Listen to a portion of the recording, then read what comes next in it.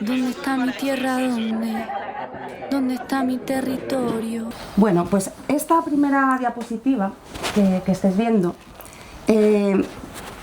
muestra tres niveles. El 1, el agua como fenómeno físico o como mucho relación biológica, de alguna manera con un paradigma determinado de pensamiento. Es muy necesario, pues cuando tenemos que diseñar una huerta, porque necesitamos calcular, necesitamos la técnica, o sea, es una parte que mucha parte del curso, de la jornada, tiene que ver con esto. Pero no queremos quedarnos ahí, porque el agua, ya lo vamos a ir viendo, la palabra multidimensional se va a repetir, es multidimensional. Entonces queremos traer el agua como experiencia, tanto en nosotros mismos como con el territorio. ¿Esto que requiere? Pues desarrollar habilidades de observación, una apertura al sentir. Y luego hay otro nivel, podría haber más, pero bueno, lo hemos simplificado en 3. Nos podemos acercar al agua desde el punto de vista cultural y también como símbolo. De hecho, hay muchas religiones, mitos de la creación, en los que el agua forma parte. Si queremos percibirla, sobre todo tiene que ser desde esa visión. Claro, conviene darnos cuenta de que hay distintas maneras de acercarse al mundo. La que llevamos utilizando, que es predominante, es la del pensamiento analítico, de la lógica. Es importante, es necesario para llegar a diseccionar, ver qué partes nos ayuda. Hay veces que para conocer una totalidad pues necesitamos ver sus partes. Esta forma de conocimiento está muy bien y es muy útil. Pero hay otra, que es la del pensamiento analógico. Esta es muy antigua, probablemente viene desde que el ser humano, de nuestros ancestros, es analógica y funciona de otra manera. No va tanto a dividir y separar, sino a encontrar las semejanzas entre unas cosas y otras. Ese tipo de pensamiento es el que nos lleva a relacionar el agua, por ejemplo, pues con la luna o con las madres. Es el tipo de pensamiento que se utiliza pues en el simbolismo, en las religiones. Y cuando empecemos a explorar lo que es la interacción consciente con la naturaleza, nos vamos a dar cuenta de que nos va a servir mucho esto, porque hay veces que, bueno, prácticamente siempre, cuando después de observar y dejamos que lo que hay fuera nos penetre, nos deje una huella, yo a esto lo llamo el jardín interior, muchas veces esa huella que queda dentro, bueno, algunas personas sí, pueden aparecer palabras, puede parecer muy lógico, pero lo más normal es que aparezca en forma de imágenes, de símbolos, de colores. Funciona más este tipo de pensamiento y ya os voy a tenerlo en cuenta, ¿vale? No busquéis tanto, si vamos por la lógica racional, es fácil que se bloquee. Yo me pasé muchos años así, como que quería y era, es nuestro pensamiento occidental. En Oriente no tienen este problema como lo tenemos en Occidente, nos gusta mucho clasificar todo, encajarlo, con poca flexibilidad. Y una cosa muy interesante de este tipo de pensamiento es que une y ayuda a conectar con esa globalidad.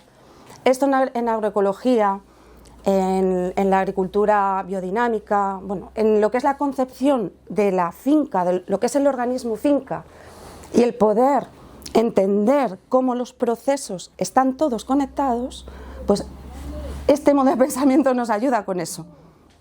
Y la actitud también es muy importante, porque no es lo mismo entrar en un terreno o en una propiedad, en una finca, donde lo sientes como propio, donde te has apropiado de su identidad, la sientes tuya y la defiendes como algo que te pertenece.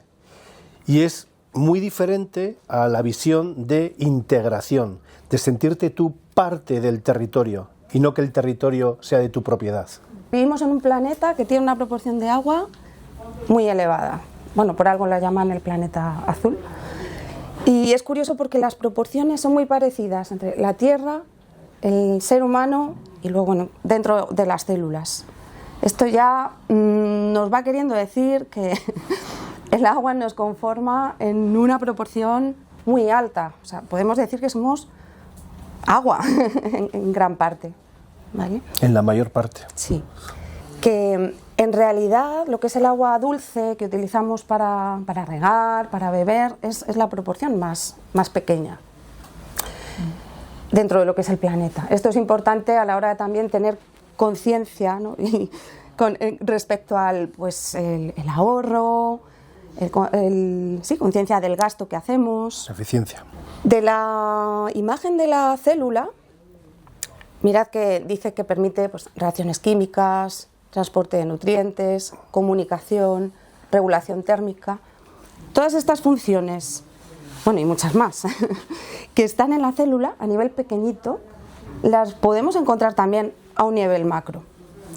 Porque el agua en la Tierra va a circular pues, a través de sus venas, digamos, bueno, van a ser los ríos, va a ejercer también de comunicadora entre espacios, se van a dar ahí intercambios, va a haber regulaciones térmicas, en todo esto volvemos, pensamiento analógico, nos va a servir de lo pequeño a lo grande. El agua tiene la característica de que es tanto receptor como emisor. Y todo se mueve en frecuencias. Entonces, recibe información a través de determinadas frecuencias y emite información a través de determinadas frecuencias. Por eso es el mejor transportador de nutrientes que hay, por ejemplo, para las plantas. Justo, parece ser que dijo alguna vez, la vida no es sino agua organizada. Curioso, ¿eh? Y yo añadiría inteligente.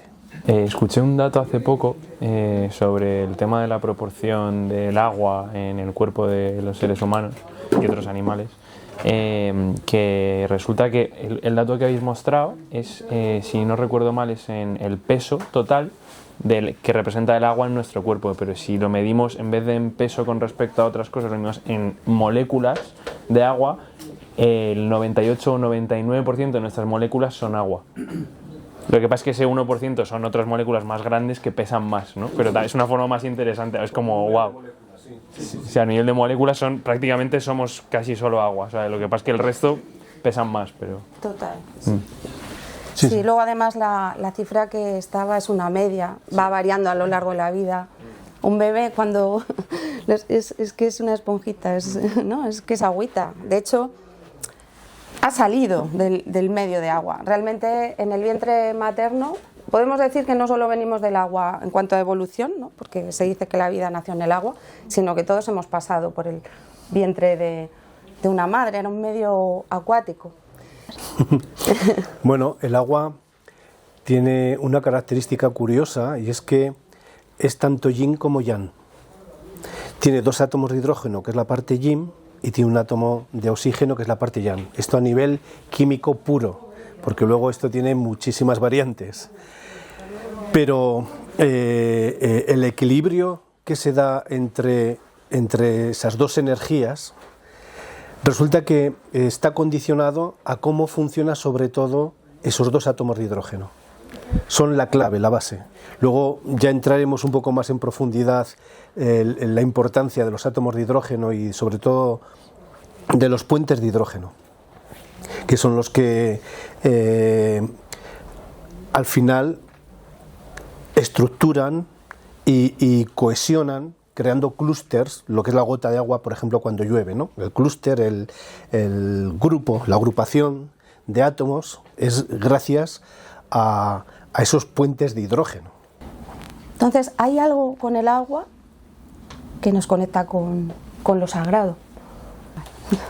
Pues es que siempre ocurren en lugares donde hay muchísima ionización.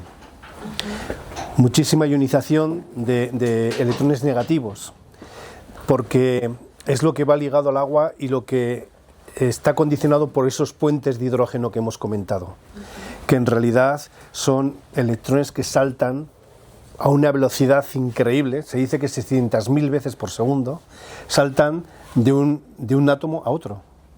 O sea, eso es lo que enlaza, y esa es la verdadera comunicación.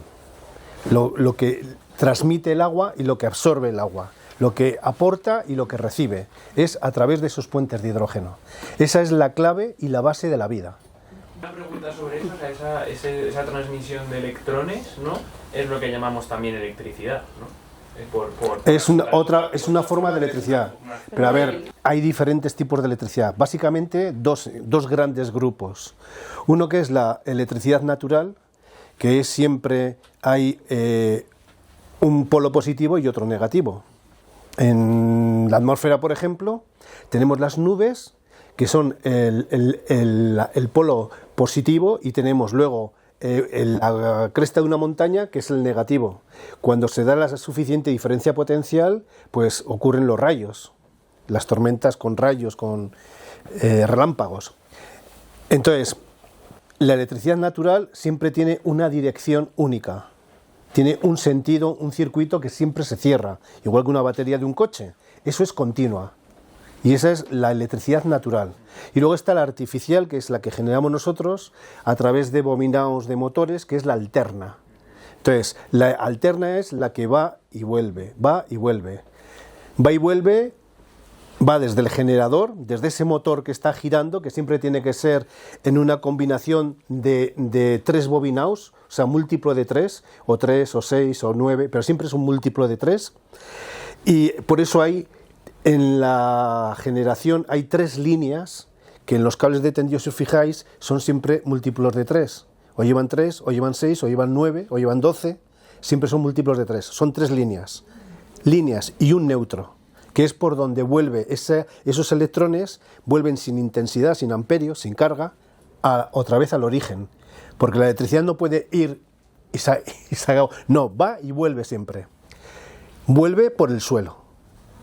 Esa electricidad que se ha generado va por los tendidos de alta tensión a transformadores que luego dan el servicio a las viviendas. A vuestras viviendas llega una línea de esas 3 y un neutro. Bien, pues ese neutro, que es por donde vuelve, que es la Tierra, es lo que condiciona que haya campos energéticos, una malla que se llama Harman. ¿Habéis oído hablar de la red Harman? ¿No habéis oído hablar de ella? No es parte de este curso, pero bueno, voy a intentar ser breve. Es una red de liberación de energía de esto neutro que vuelve. Antes de que hubiera electricidad no existía esta red. Existe a partir de que hay tendidos de alta tensión que distribuyen esta electricidad. El inconveniente de esta electricidad, que no es natural, es que va y vuelve, en nuestro caso 50 veces por segundo, 50 hercios, en Norteamérica es 60, pero bueno, por eso esa ida y vuelta es lo que nos afecta negativamente, porque en nuestro organismo a través de miles de años se adapta a un tipo de energía natural que es la que un positivo y un negativo, y se acabó, y no va y vuelve permanentemente, como ocurre con la alterna que hemos creado nosotros. Entonces, esto nos afecta porque tardaremos cientos de generaciones seguramente en adaptarnos, en que nuestro organismo, ojalá, en que nuestro organismo se adapte y no se vea afectado por esta alteración con esta frecuencia, ¿no? El agua tiende a formar remolinos, su naturaleza es estarse moviendo. De hecho, cuando el agua se estanca, ahí empiezan procesos de putrefacción, pues, enfermedad, que forman parte de la vida también, pero parte de los fundamentos de la agricultura biodinámica tiene que ver, para mí es de las agriculturas que tiene en cuenta la parte del cosmos, no solo trabaja con la tierra, entonces tiene ahí una integridad. Y parte de su funcionamiento lo basa en los preparados, y los preparados biodinámicos que llevan su proceso y más en parte, al hacerlos y prepararlos, se basan en hacer un vórtice en el agua. Tienes que estar, de hecho, el de María Atún, que es el que estás menos tiempo, que son 20 minutos, estás dándole hacia un lado, porque provocas ese caos hacia un lado y después hacia el otro. Es cuando se provoca ese caos, que cambia de un lado hacia el otro, donde, habla el título del libro, El caos sensible, donde el agua es como más receptiva a lo cósmico, a esas frecuencias, a esa información que está en el cosmos. ¿Y qué pasa? Cuando el agua la pones en presión, la metes en tubería, de alguna forma es como que la estás domesticando y adormeciendo.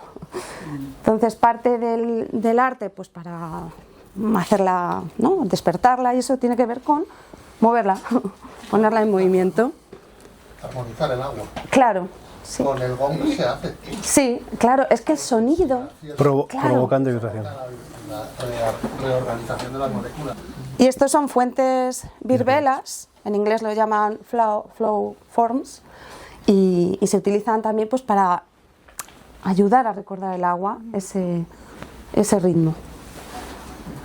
Otra de las tendencias del agua, cuando está en gota pequeña, es formar la forma esférica.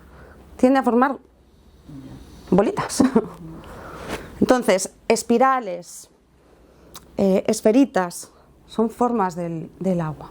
Todo esto son claves también para identificarlo tanto fuera como dentro, en el paisaje interno que he comentado antes. He citado esta palabra antes, hace un rato, la de la multidimensionalidad. Bueno, aunque durante mucho tiempo y nuestra vida nos centramos en todo lo que tiene que ver con la parte física, es a lo que más peso se ha dado, lo cierto es que coexisten, no es solo lo físico, esa dimensión. Hay otras que están existiendo y funcionando a la vez, digamos. Esto conviene tenerlo en cuenta a la hora de aproximarnos al agua, bueno, a la hora también de interaccionar con personas y con la naturaleza, porque no estamos tratando solo con la planta, en este caso lo voy a aterrizar más, con la planta como ser físico. Hay otros aspectos también. La naturaleza, normalmente la cultura occidental habla de los 4 elementos, las orientales introducen también el quinto, pero de esta, a mí, claro, yo flipé cuando dije, pues a partir del fuego veis que después está la luz, brillo, esplendor, parece ser que son octavas del elemento fuego, ¿vale? Pero bueno, yo todo esto lo traía porque el elemento agua está muy conectado con el emocional. Nuestro estado emocional es acuático. Bueno, pues para pisar un poco tierra, esta parcela, esta finca, tiene una característica muy especial. Y es el hecho de que el agua en esta finca, de forma natural, se mueve al mismo ritmo que el sol. Nace del este, va dando la vuelta al sur y se termina por el oeste. Bordea completamente, el flujo natural del agua en esta parcela tiene este ritmo. Está un poco más alto allí, el agua nace de allí, da la vuelta y se marcha por el norte. Entonces, eso da una característica muy especial a este terreno. El hecho de que el agua se mueva al mismo ritmo que el sol, porque eso equilibra energías yin-yang. Y eso facilita que se den buenos cultivos. ¿Cómo sabes eso? Parte de la observación al llegar aquí. En los caminos del coche al baño, del baño a... ya lo he escaneado. Sí. Sí. Estaría bien que, si queréis hablar del descanso, vosotros lo observéis. Veáis si realmente es así, y igual estoy equivocado. Pero vamos, la percepción para mí ha sido clara. Pensar que el agua básicamente está compuesta de hidrógeno y oxígeno. El hidrógeno es un carburante, el oxígeno es un comburente. Entonces, el agua que apaga fuego, sin embargo, también es fuego. Solo necesita la chispa. Es hidrógeno y oxígeno. La chispa y tenemos el fuego. ¿Lo entendéis? Y sin embargo, es el mismo elemento que lo apaga en estado líquido. Depende de qué fuego también. Bueno, a ver, si lo que me quieres decir es un fuego producido por una batería de litio que no se puede apagar con agua, porque al fuego con litio le falta oxígeno, es otra cosa. Pero es verdad, hay algunos fuegos que no se pueden apagar, como el de una batería de litio. Con agua no lo apagas. Estoy totalmente de acuerdo, porque además antes de que llegue el agua a tocar el litio en fusión, resulta que se evapora, no puede apagarlo. Pero lo normal, y en un fuego natural, el agua apaga el fuego. Si la evaporas, produce fuego. O sea, lo contiene todo. El agua en sí lo contiene todo. El Sol, que es una central termonuclear de fusión, no de fisión como las que hacemos nosotros, o sea, el Sol funciona porque hay átomos de hidrógeno atrayéndose de tal manera que fusionan. De esa fusión surge el helio y la luz que tenemos, que es gracias a que incide en la atmósfera. ¿Por qué? Porque de esa fusión que sale helio, como elemento residual sale un biofotón al espacio. Ese biofotón, que es una onda, cuando llega a la atmósfera es cuando se manifiesta. Tú sales del planeta y no ves, claro, es oscuro, no ves la luz del sol como la ves en la Tierra. ¿Por qué se ilumina? Pues porque esa onda, cuando llega a la atmósfera, se convierte en partícula, en fotón, en luz, sonido, vibración, calor, o sea, se expresa. Viene con la vibración de esa fusión. Y la fusión es la expresión de amor más pura que hay. Que dos elementos se atraigan tanto que se fundan es la máxima expresión de amor que hay. Esa vibración de ese amor, esa vibración es la que trae ese biofotón, y cuando incide en la atmósfera y se convierte en fotón, trae esa frecuencia con la que pone a vibrar al resto de hidrógeno que hay en la Tierra. ¿Dónde está el hidrógeno en la Tierra? En el agua. En el agua. Por eso surge la vida en el planeta a partir del agua. Por eso es tan importante el agua. Porque la Tierra se ha generado esa atmósfera, ¿no? Que procesa... Claro, si no hubiera atmósfera, no habría agua. Sí. Es la Tierra la que ha hecho la labor de... Es un trabajo Claro. en equipo. interno. Sí. Es un trabajo en equipo. La Tierra ha sido quien manifiesta la fusión del yin y el yang. Queda manifestado en la Tierra. Claro, lo procesa. ¿Por qué el prefijo bio para biofotón? Porque es onda. Es onda, no hay masa, no hay expresión. Ese biofotón viene con una frecuencia a través del espacio donde para nosotros es como si no existiera. Porque en el espacio no tiene ningún tipo de expresión. Hasta que no incide en algo, hasta que no choca con algo, no hay expresión. Es una onda sin más. Pero que toméis conciencia de lo importante que es el agua. Que cada vez que vayáis a beber un vaso de agua, a lavaros las manos, a ducharos, que seáis conscientes de lo importante que es ese elemento. Yo el día primero me presenté como que odiaba el sol. Es mentira. Me estás reconciliando. Ay, la otra vez salí a la ventana, estaba nublado y dije, mierda. Va a llover, cagamos. Adoro el sol. Claro. Todas las culturas a lo largo de la historia Sí. adoraban el sol. Bueno, el agua cambia, sabemos que puede tener distintos estados, pero cuando pasa a estado sólido en unas determinadas condiciones, podemos visibilizar el orden, un cierto orden. Bueno, a Emoto le teníamos que traer. Ya han pasado más de 20 años, 20 y pico años. Desde un punto, para mí tuvo el acierto de que mostró su trabajo, lo conectó con el arte, no tanto como algo científico. Yo creo que por eso tuvo tanto éxito, ¿no? Puso a punto una metodología para poder visualizar moléculas o el orden del agua después de congelarla. Y vio que, fijaos qué belleza, hay algo en el agua que tiende a esa forma hexagonal y bueno, nunca es exactamente igual, que esa es otra de sus características. Y luego se dieron cuenta de que exponiendo el agua a distintas... no me sale la palabra ahora. o vibraciones, lo hicieron con música, con personas meditando delante de un lago, pudieron visibilizar cambios en el agua. Un agua que al principio hacía el cristal y no salía demasiado armónica, después de pasar por determinadas melodías o de un trabajo en conciencia de personas, cambiaba la forma. Y esto bastante... En agua líquida. No. Primero era líquida, pero la manera de visibilizarlo era congelando, porque es congelando donde adopta una forma. Ten en cuenta que cuando está en estado líquido, claro, esos puentes de hidrógeno están continuamente cambiando. 600.000 veces por segundo. Y es que de un segundo para otro hay una fluctuación, y es que la vida es que es así.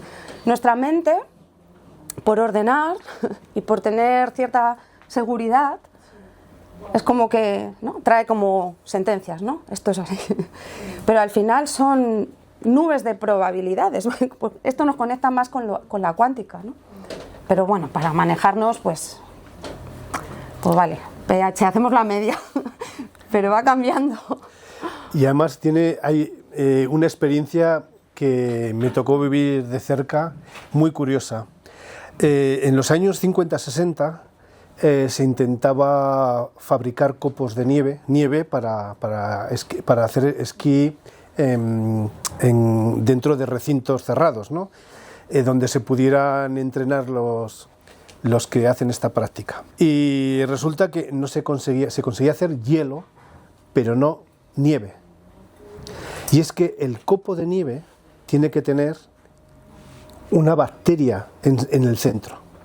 Si no, no se produce el copo. Fijaros qué curioso.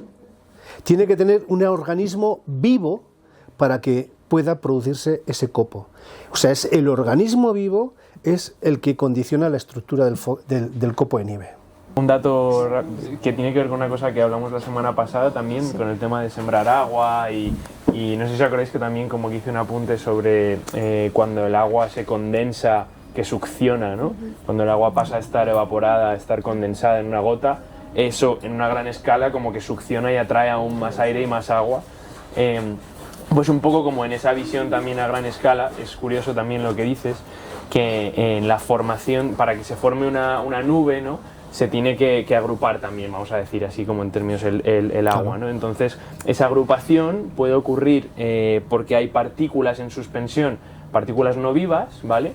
Y esa agrupación tiene que ocurrir cuando hay una partícula, X temperatura y X humedad. Bueno, pues las partículas que no están vivas, ¿vale?, en suspensión, pues polvito, ¿no?, por ejemplo, que ayudan, ¿no?, a que se agrupe así el agua, funcionan como cerca de los 0 grados, ¿vale? En cambio, los microorganismos en suspensión funcionan cuando hace un poquito más de calor, o sea, no necesitan tanto frío. 4 grados. Ah, vale, pues esa es la clave. Eso es la clave. No necesitan tanto frío, es decir, que tienen mucho más capacidad los microorganismos, que es la vida, ¿no?, que está ahí en suspensión, que por cierto viene, por ejemplo, de las plantas, del bosque. Por eso también, o sea, cuando hablamos de sembrar agua, es una locura, o sea, hay capas y capas de que además cosas que estamos descubriendo cada vez más, ¿no? Incluso los propios microorganismos que produce el bosque son más capaces de generar nubes a temperaturas más altas, no hace falta que haga tanto frío. No generan, atraen. Atraen. Sí, eso es. Yo solo el dibujo eso no entendí bien si era lo que hace. Las redes Harman. Sí. Es una red energética sutil, porque para detectarla con un aparato hay que tener un electromagnetómetro, si no la puedes detectar. Es difícil, vamos. Entonces, los geobiólogos lo detectan con unas varillas, bueno, parecida a esta, pero termina en punta. Esto es una varilla de geomante, porque yo vengo de la red de los geomantes, no de los geobiólogos. Pero bueno, los geobiólogos, como los zaurís, pues la acaba en punta, y con estas varillas, bueno, con 2 varillas, una en cada mano, ellos detectan estas redes. Por ejemplo, cuando estás entre las redes, en el medio de ese cuadrado, por decirlo de alguna manera, pues estás relajado, estás bien, y entonces el organismo tiende, si estás relajado tú, con la mente limpia además, si tienes en la cabeza que no me ha pagado esta mañana no sé quién o lo que sea, pues no tienes el cuerpo en condiciones para percibir nada. Pero si estás relajado, los hombros se caen, las muñecas tienden a abrirse un poco y entonces la varilla se abre. Las dos varillas tienden a abrirse. Eso es porque estás relajado, estás bien. En ese lugar te encuentras a gusto. Sin embargo, caminas un poco y cuando encuentras un cruce, ¡pum!, se te van para adentro. Porque es una cuestión neuromuscular. En principio es neuromuscular. Si estás relajado, tienden a abrirse. Si estás tenso, tienden a cerrarse.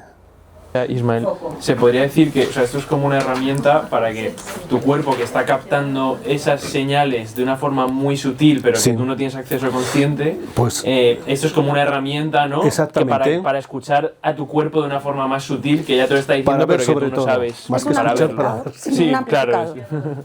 Y Ismael, ya que estás introduciendo esto, podrías decir, yo es que no lo sé, además tengo curiosidad, la radiestesia, ¿no?, en general se usa de hace un montón de tiempo, ¿no? O sea, yo no sé si tú sabes... Los etruscos ya lo usaban. O sea, lo que pasa es que ellos no necesitaban varillas en principio, ¿eh? Bueno, ellos sentían dónde se sentían bien o dónde mal. Donde de repente se les ocurrían ideas fantásticas y decían, joder, este sitio es lugar porque aquí se me ocurren buenas ideas para hacer herramientas o lo que sea, ¿no? Pues eso es lo que ellos estaban, digamos, más abiertos. Ten en cuenta que nosotros tenemos muchas distracciones, muchas. Yo esto lo he visto sobre todo cuando fui a Amazonas. Resulta que cuando llevas 3 semanas o un mes en la selva sin ver nada de civilización, cuando vuelves a la civilización sientes una agresión increíble. Sobre todo, lo que a mí por lo menos más me agredía era el juego de luces que había por todas partes y sobre todo los anuncios.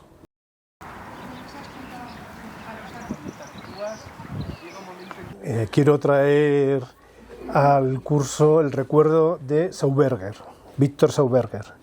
Fue un ingeniero forestal austriaco que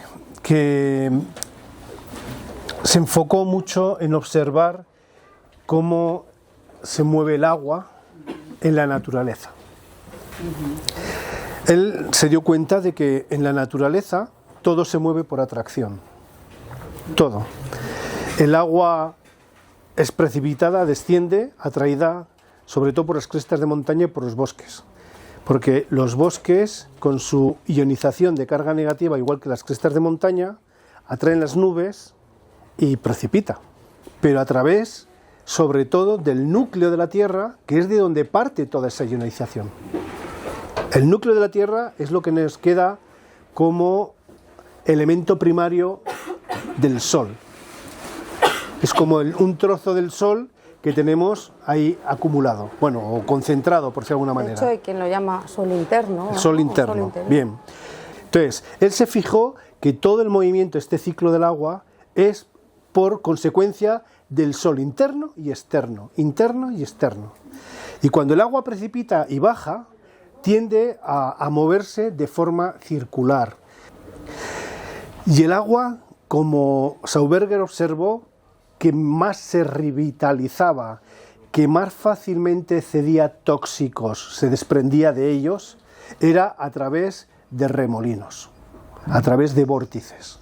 Y él observó cómo para mover troncos, que era una de las cosas que por su profesión debía de realizar, los canales con una determinada pendiente y una determinada forma y con curvas muy suaves, pues cómo hacía que los troncos pudieran incluso, o sea, a través de este flujo en espiral, pudiera incluso salvar pendientes muy suaves, pero pendientes ascendentes, que es lo sorprendente.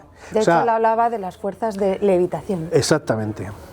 Entonces, él cuando él observó cómo en 2 puntos concretos consiguió que los troncos ascendieran más de 1 kilómetro de distancia prácticamente en horizontal, pues resulta que él empezó a estudiar y a fijarse qué es lo que producía que ese tronco pudiera ir hacia arriba.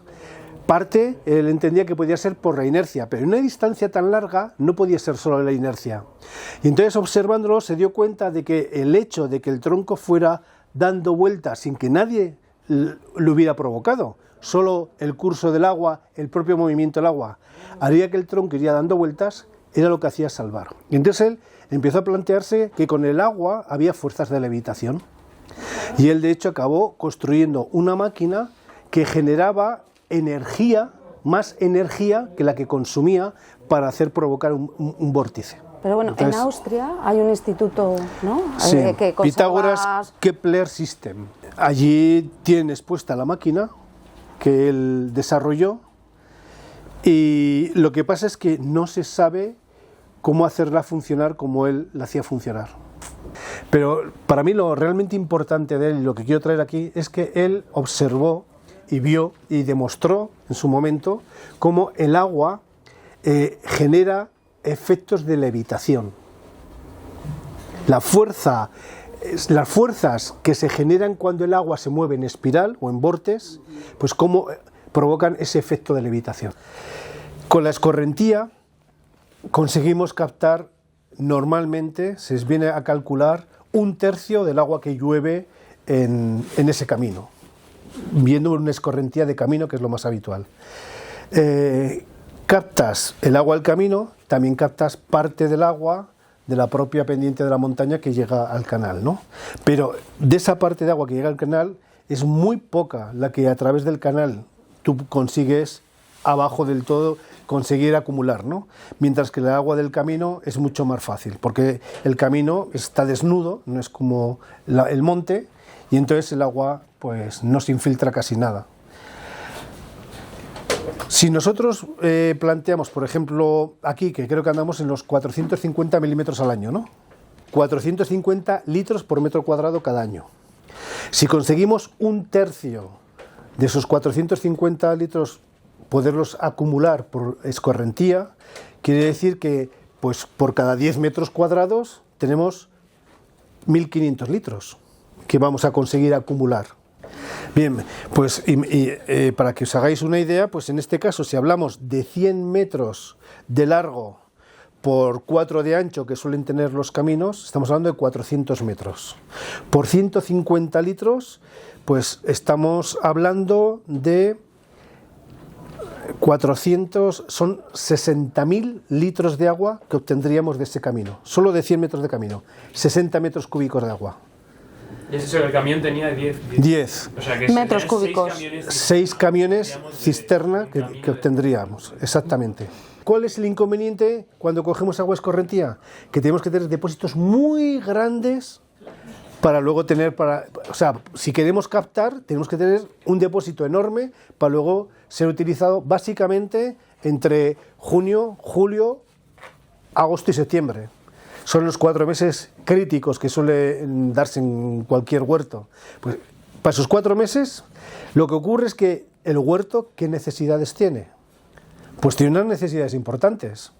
Si calculamos, por poner números redondos y muy a bote pronto, a 6 litros por metro cuadrado, que podría ser un cálculo, pues 6 litros por metro cuadrado cada día es un montón de agua. Nada que tengas, pongamos 1.000 metros cuadrados, por 6 litros son 6.000 litros cada día. Al cabo de un mes son 180.000 litros. Si el agua la guardas bajo techo, o sea, si el agua no está expuesta al sol y por otro lado está enterrada, no está en superficie, que no se caliente, dicho de otra manera, ese agua no se pone mala, es difícil. Y si no hacemos como hacían los árabes, o en mi tierra se echaba una anguila al depósito del agua y los árabes echaban una culebra. Sí, así de claro.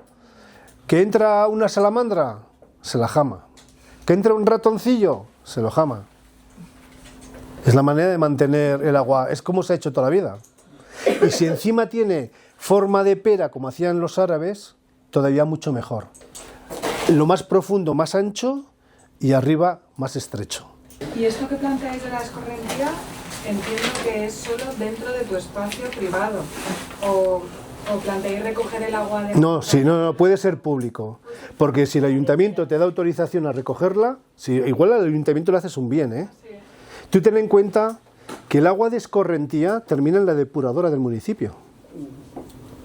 Que cuando llueve, ¿qué tienen que hacer?